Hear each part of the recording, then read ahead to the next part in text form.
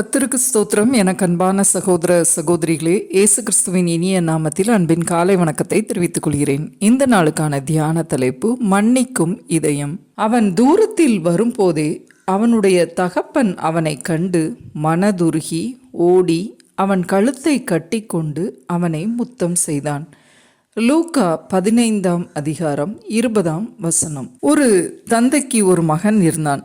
அந்த மகன் அப்பாவின் அன்பை மதிக்காமல் தன் விருப்பப்படி வாழ நினைத்தான். தந்தையின் மனம் வலித்தாலும் மகனை விட்டுவிடாமல் அவனுக்குரிய பங்கை அவன் கேட்டதினால் கொடுத்தார். மகன் தூர தேசத்திற்கு சென்று அனைத்தையும் வீணாக செலவழித்தான். பணமும் நண்பர்களும் அவனை விட்டு விலகியது. அவன் வாழ்க்கையில் வெறுமையும் வேதனை மட்டும்தான் இறுதியில் அவனுக்கு கிடைத்தது. அந்த நேரத்தில்தான் அவனுக்கு அவனது அப்பாவின் வீடு நினைவுக்கு வந்தது. அவன் தன் தவறை உணர்ந்து மனம் திரும்பி வீட்டிற்கு திரும்ப முடிவு செய்தான். அவன் இன்னும் தூரத்தில் இருக்கும்போதே வேதவசனம் சொல்லுகிறது, எழுந்து புறப்பட்டு தன் தகப்பனிடத்தில் வந்தான். அவன் தூரத்தில் வரும்போதே அவனது தகப்பன் அவனை கண்டு மனதுருகி ஓடி அவன் கழுத்தை கட்டிக்கொண்டு அவனை முத்தம் செய்தான் என்று வேதம் இவ்வாறாக சொல்லுகிறது.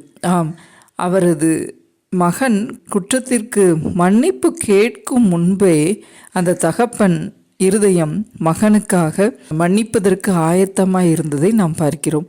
அவன் தூரத்தில் வரும்போதே ஓடி வந்து அவனை கட்டியணைத்து முத்தம் கொடுத்து மன்னிப்பு அளித்தார் என்று பார்க்கிறோம்.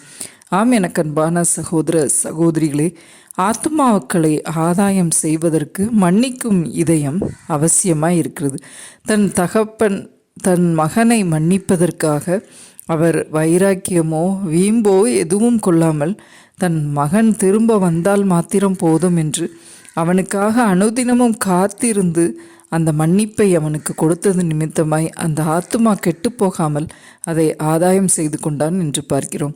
ஆம், எனக்கு அன்பானவர்களே, நாமும் பிறரை மன்னிக்கும் பொழுதுதான் அந்த ஆத்துமாக்களை ஆதாயம் செய்ய முடியும். அந்த மன்னிக்கும் இதயத்தை ஆண்டவர் நம் ஒவ்வொருவருக்கும் தந்து ஆசீர்வதிப்பாராக. ஜெபம். அன்பின் பிதாவே, இந்த அருமையான வேலைக்காக உமக்கு நன்றி செலுத்துகிறோம் அப்பா.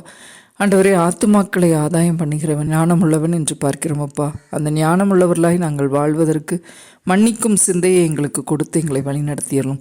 அப்படிப்பட்ட கிருபையை இந்த நாளில் கொடுத்து வழிநடத்தியறலும். மீட்பர் இயேசு கிறிஸ்துவின் மூலமாய் வேண்டிக் கொள்கிறோம் பரமபிதாவே. ஆமென்.